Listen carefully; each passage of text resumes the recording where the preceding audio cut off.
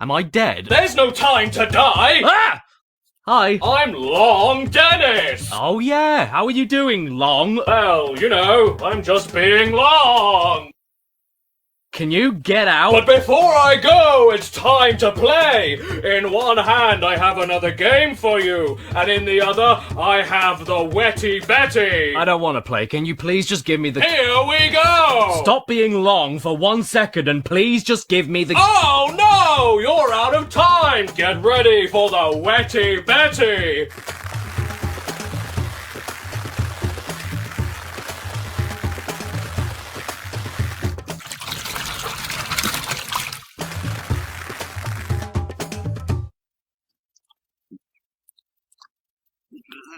Well done! And for being such a good sport, have a bottle! Oh! And here is your prize! Skylanders. Long Dennis, I never want to see you ever again.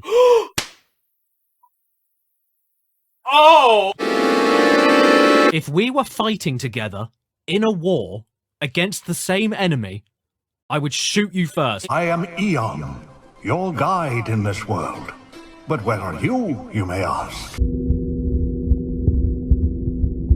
That is a very good question. This is Eon and this is Chaos. Eon is good, Chaos is bad. And Chaos also sounds like he's taking one giant breath in while holding his nose. Long have I waited for this day to take my revenge! Let me get this right. We've gone from gliding and hovering to no gliding to no jumping. Yeah, alright, bye!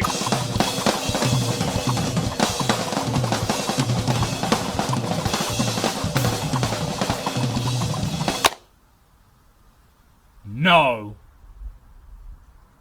Bad boy. Sorry about the lint balls, Hugo, but we were able to rescue Callie. Hey, Peter. Remember the time we saw Spyro the dragon? And I was a freak! And I'm sorry, I am still in shock over the fact that Spyro can't jump. Spyro the winged beast can't get over this tiny gap. So how does he get over the gap? He assaults a tortoise and shoves it into the gap to walk on top of it. That's how Spyro gets over a gap. I'm playing a game called Skylanders where you are unable to ascend towards it. Hey, thanks for buying our game, kids, but your parents didn't get you enough. Silence, Clumsy! I did a much more serious and less jokey review on it years ago that you can find right here. And ever since the somewhat depressing reception, I just assumed we'd never see the series again. And then I cried so hard that Platonic themselves sent me a personal letter which said, fine, we'll do Yooka-Laylee 2, please stop sending us your salty eye water. And here we are, Yooka-Laylee and the impossible Lair.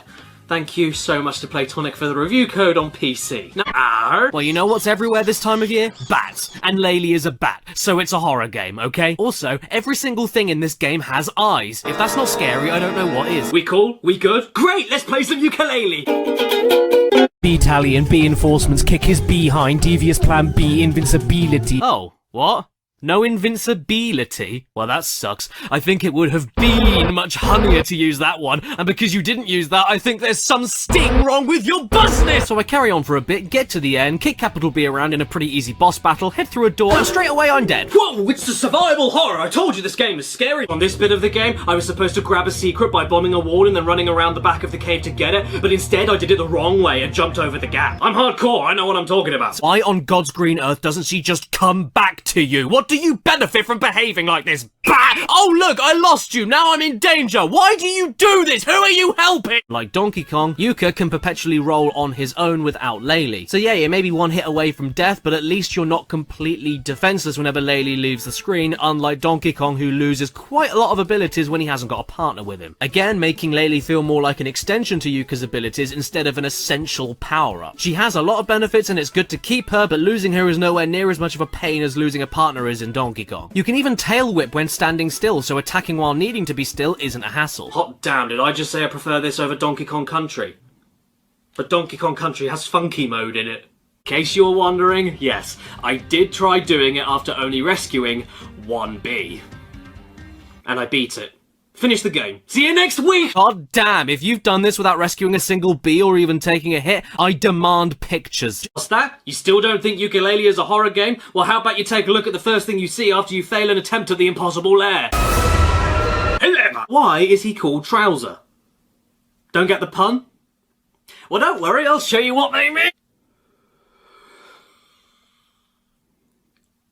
He's basically Moneybags from Spyro, but not named after a prick. Unlike Moneybags though, in my opinion, Trouser is far more lovably hateable since he has the absolute gall to flaunt the cash he's taking from you and buys pointless things for himself while you're standing right next to him. You don't ever get the coins back, but hey, at least when he buys a barbecue he ends up burning his entire house down. Serves you right. Could you at least pass me a sausage? Don't need to, Trouser. You already are one. I suppose I'd better find some more coins in the other levels to make up for him wasting them all. And hey, look at that. I managed to find them all in this stage. I'm happy to report that the impossible lair will blow you out of the water. I wrote down blow you out of the water. I meant to say blow you out of the water. Gotta say though, this music, my god, this music.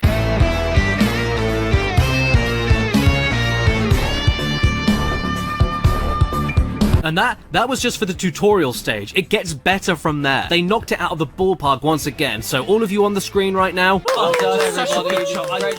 I loved the more atmospheric tracks from the original game to accompany the long sequences of exploration in one location and not annoy the hell out of you, but Impossible Lair's music takes it into overdrive. Not only because it knows exactly when to be atmospheric, but it also knows when to be energetic, mysterious, bouncy, daunting, groovy, chilled, and aggressive, exactly when it needs to be.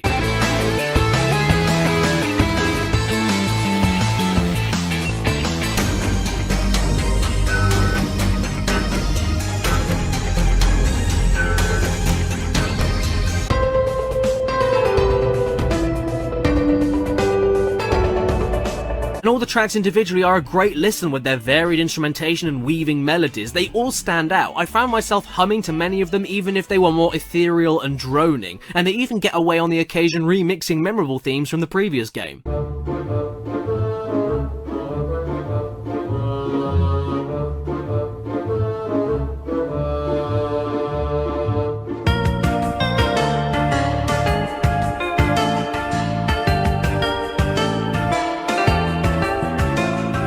That? You still don't think Yooka-Laylee's a horror game? Well, take another look at Vendy.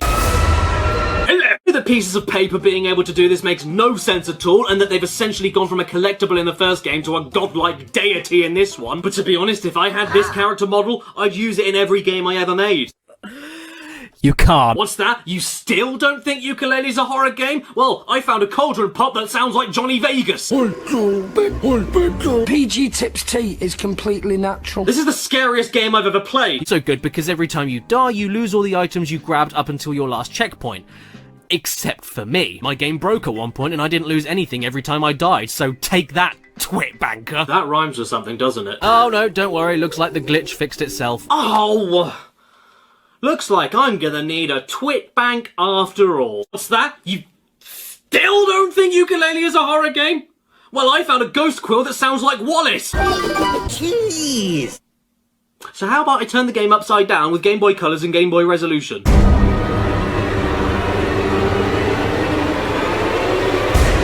This is unplayable.